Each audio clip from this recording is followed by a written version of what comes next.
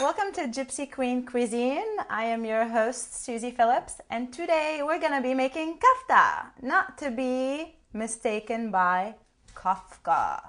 All right, we've seen kafta on one of my other episodes, but really didn't go in detail and the versatility of this dish. Now, our ingredients are really quite simple. We have lamb and ground beef. I like to use both. It has a nice flavor. It takes away a little bit from the gaminess of the lamb. Onions, which I've just roughly chopped. Flat leaf parsley. We're going to use, for a pound of each, I'm going to use about half of a bunch to 3/4 of a bunch of parsley. Now your spices: black pepper, sea salt, and the delicious magical 7 spices. And that consists of allspice, black and white pepper, cinnamon, nutmeg, cloves, coriander. And I think I got it all. Okay, let's get started. First thing we want to do is puree our onions and parsley together, and then we're going to add the meat to it.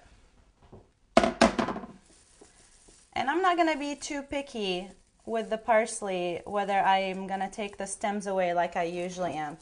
It's going to be pureed, so I'm just going to try to get all the leaves out as much as possible. All right, so here we go. I've already started a puree earlier, so I have one batch waiting in my mixing bowl.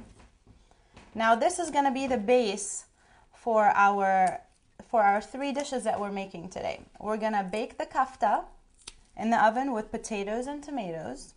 We're gonna fry kafta patties and roll them up in pita bread, just like falafels. We're gonna dress them up with onion and sumac and parsley salad.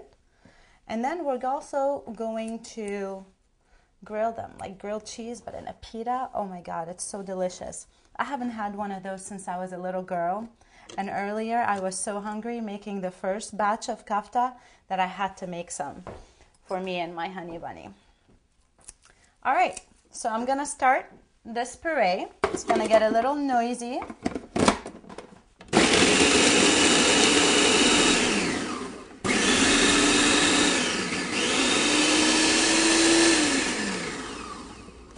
I see a few of them have gotten on top. Let me get my little spatula.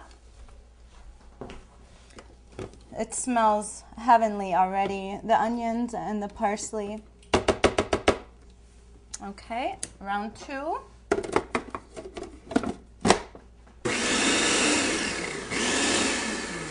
Okay, so this has already gotten to a nice mince. It's getting a little juicy, which is good because we're gonna add the meat in here.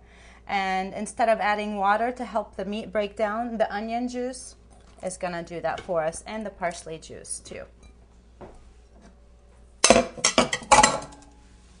Now you can tell when this is ready when it forms a ball and it starts spiraling. Oh, we almost forgot our most important ingredient, and that is the spices. I'm going to go ahead and do about a teaspoon of salt. About the same in pepper. And I like the 7 spices to really come through in the flavor. So I'm going to put about a teaspoon and a half.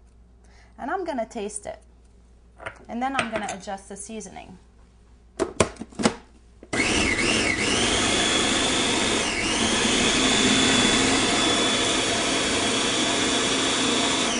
So when I was saying earlier is when it forms into a ball by itself and it just goes whoosh, whoosh, whoosh, you know the mixture is ready.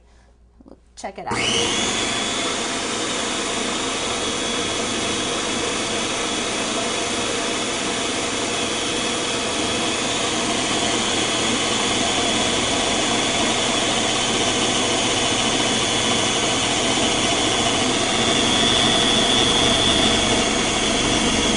Aha, there we go. It's ready. I'm gonna transfer this to my mixing bowl, which I'm gonna bring here. I'm gonna move my spices a little bit. I'm done with this.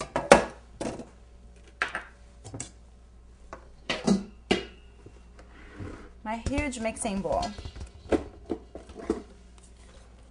because I'm gonna incorporate both batches together. And then we're gonna start cooking. Smells so good. And you know, this can be eaten raw too, kind of like beef tartare with a little herbs and spices. I'm gonna preheat my oven to 350 degrees because I'm gonna bake my kafta in there. So here we go.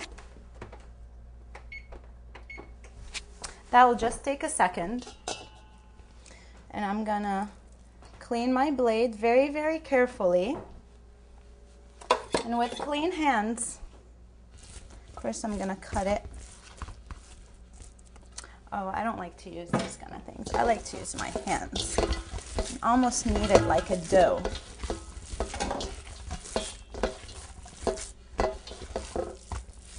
Smells so good. And don't be afraid to taste it. Just a little bit. It's the only way you can tell how your dish is gonna come out.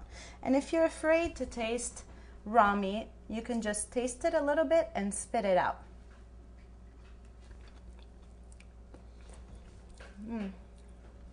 It's really good. I can probably use just a little bit more spices. A little bit more of salt.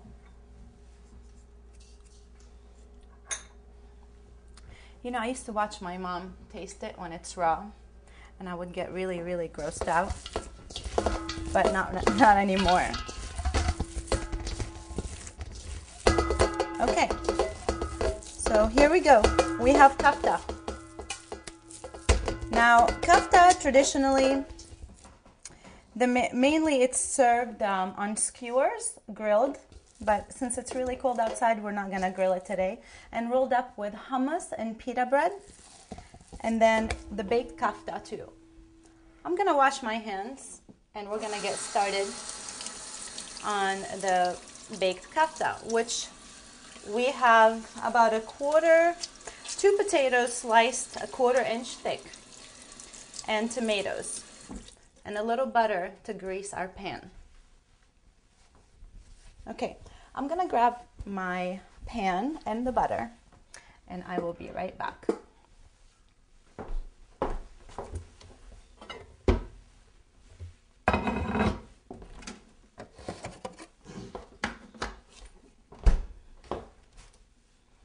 All right, my mom would be so proud of me for tasting this raw.